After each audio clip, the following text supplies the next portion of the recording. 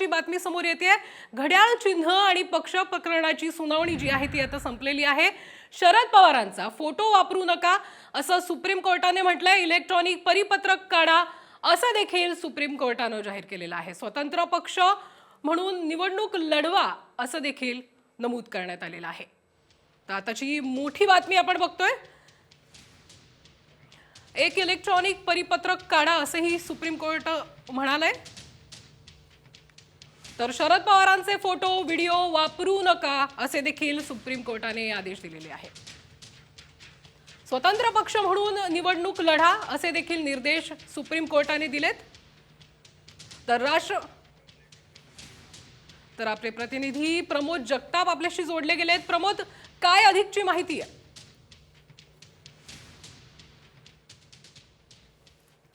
प्रेरणा, साधारणतः घड्याळ आणि पक्षचिन्हावरती पाऊण तास सुप्रीम कोर्टामध्ये सुनावणी झाल्याचं आपल्याला बघायला मिळतं। आणि या सुनावणीमध्ये अजित पवार यांचे वकील असतील किंवा शरद पवार यांचे वकील असतील, या दोन्ही वकिलांमध्ये खडाजंगी झाल्याचं आपल्याला बघायला मिळालं। कोर्टानं स्पष्टपणे सांगितलेलं आहे अजित पवार यांच्या वकिलांना की शरद पवार यांचे कुठलेही फोटो किंवा नाव तुम्ही प्रचारादरम्यान वापरू नका।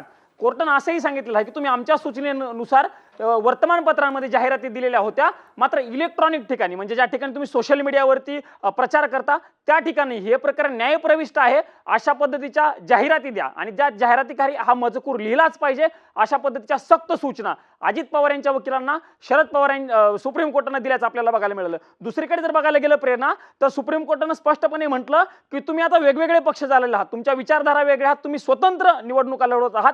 त्यामुळे अजित पवारांना कोर्टाने एक सल्ला दिलेला आहे की तुम्ही तुमच्या पायावरती उभा असल्यामुळे तुम्ही तुमच्या पायावरती निवडणुका लढवा, शरद पवार यांचा फोटो वापरू नका अशा पद्धतीची एक टिप्पणी देखील कोर्टानं यावेळी केल्याचं आपल्याला बघायला मिळालं। कोर्ट अजित पवारांच्या वकिलांनी दावा केला की आम्ही कुठल्याही प्रकारचा शरद पवार यांचा फोटो वापरत नाही, पण शरद पवार यांच्या वकिलांचा वारंवार हाच प्रयत्न राहिल्याचं बघायला मिळालं की अजित पवार यांच्या वकिलांकडून शरद पवारांचं नाव वापरलं जातं।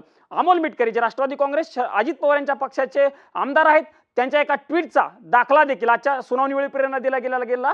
कोर्टानं असं देखील म्हटलं की तुमचे वैचारिक मतभेद आहेत, त्यामुळे तुम्ही तुमच्या पायावरती उभं राहिलं पाहिजे असं म्हणत असतानाच कोर्टानं अजित पवार यांच्या वकिलांना काही सक्त सूचना दिल्याच्या आजच्या सुनावणीवेळी बघायला मिळालं। पुढची सुनावणी मंगळवारी होणार आहे, बघावं लागणार आहे की अजित पवार यांच्या पक्षाच्या वतीनं कशा पद्धतीनं या सगळ्या सूचनांचं पालन केलं जातं।